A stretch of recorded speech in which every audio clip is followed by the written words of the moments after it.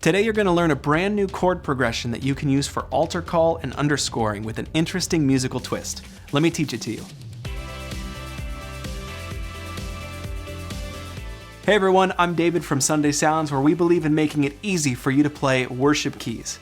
In today's video, we're going to be talking about something really important, making sure that what you're playing underneath times of prayer, underscoring, or altar call, fresh and interesting, because it can be really easy to fall into a rut and just play the exact same thing every time you're asked to fill space, or in my opinion, what's even worse is just playing the next song that you're going to play but without anything happening over the top of it, because if you're doing that for even more than a minute or two, then it can start to make that next song feel a little stale once you actually start playing it. So I love to have progressions that I've learned and prepared in my back pocket that I can pull out anytime I'm asked to fill space or underscore when I'm at church. Now, we've produced several of these underscoring progression videos already, and if you've watched those, then you'll notice that we always have an A part and a B part to these progressions, and that's because I like to have somewhere prepared that I can go.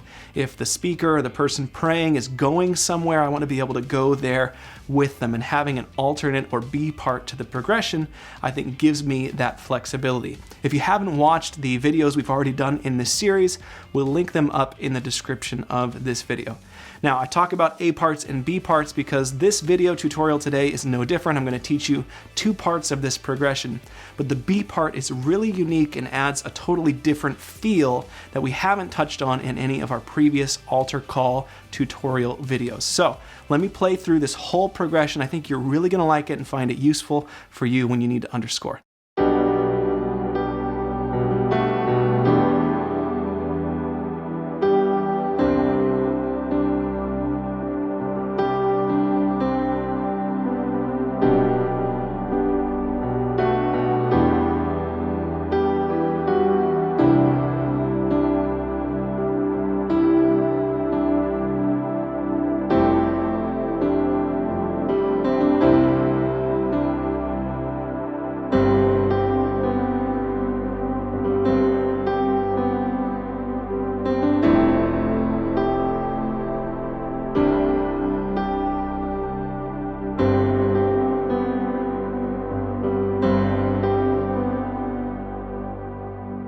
So those are the A and B parts of this progression. Now let me break down each of the two sections for you.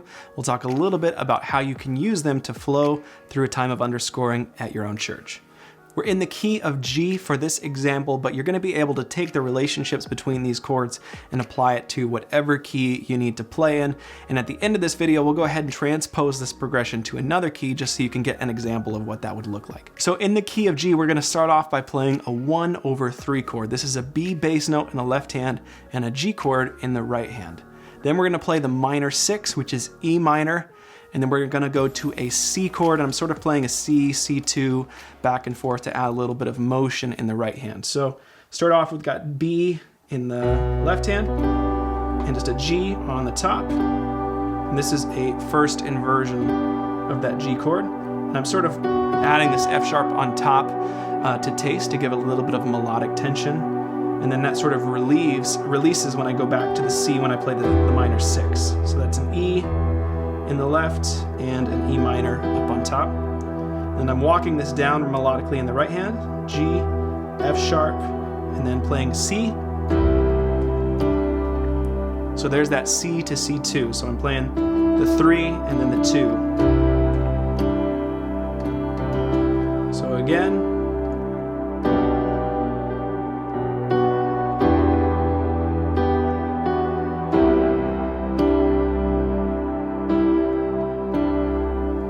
so that's the A progression, and what I really like about this is that it never lands on the one chord. It has sort of a floating feel because people can tell, they'll intuit that you're playing in the key of G, but you never actually land home. And this is great because it gives you the opportunity to go to this B part and add a really big shift in the atmosphere of what you're playing. And the reason that this B progression is so interesting to me and has such a big moment of shift is because we're going to play a flat 7 in the bass. We're going to play an F in the left hand and an A minor in the right. So we're going from this A part.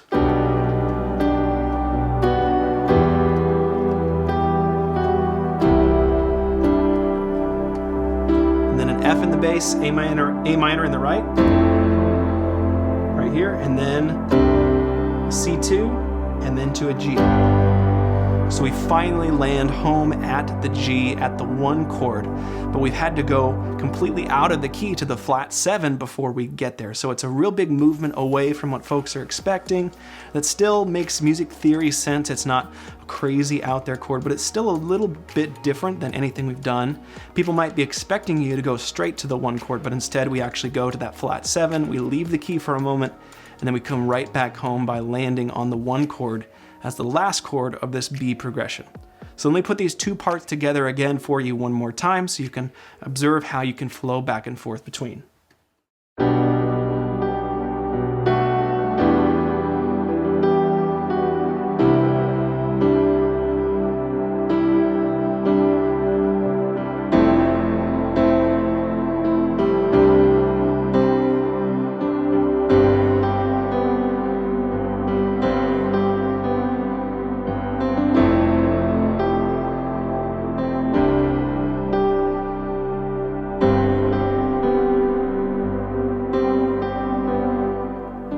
Back to the A progression.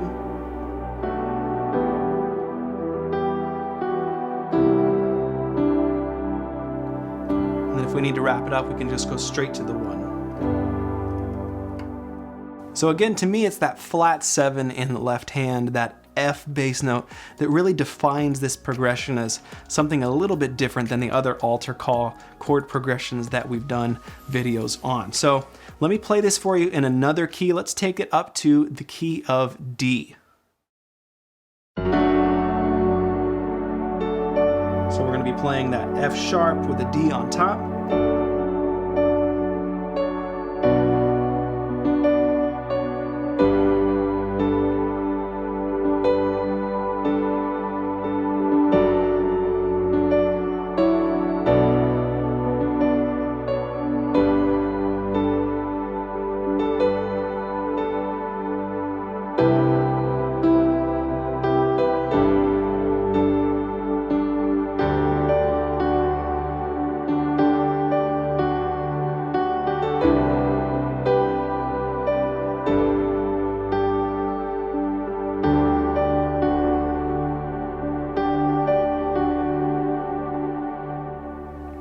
So it has the exact same effect emotionally in this key as it did in the other key of G. It still has that feeling of tension, that little bit of surprise when you go to that flat 7 bass note, but it also lands home really nicely. The other thing that I really love about this progression is that pretty much at any time you can end it if you need to. All of these chords could serve as the last chord that you play, other than maybe that flat 7 you'd want to shift back up to the 4 chord or maybe land on the 1, but at any other moment of either part of this progression, you could just land, hit a whole note, let it ring out, and then go into the next song. It's one thing that I think is really important about playing underneath altar call is being ready to wrap it up at a moment's notice, because we're not always quite sure where the speaker or the pastor is going. We want to be able to adapt really quickly and follow them or wrap things up if need be. Now, I'd like to challenge you to memorize this chord progression in the key of G and then transpose it to other keys that you need to play it in as well. I find that it's really valuable for me as a musician who has to be ready to follow preachers on the fly to have these progressions ready to go in my back pocket. We'd also love to hear from you with your favorite progressions to use for times like this. We've gotten some great suggestions in comments on previous videos in this series, and keep the suggestions coming. We just might feature some of your suggestions in future videos in this series. Be sure to subscribe and hit the notification bell if you're a Worship Keys player so you don't miss the next video. Thanks for watching.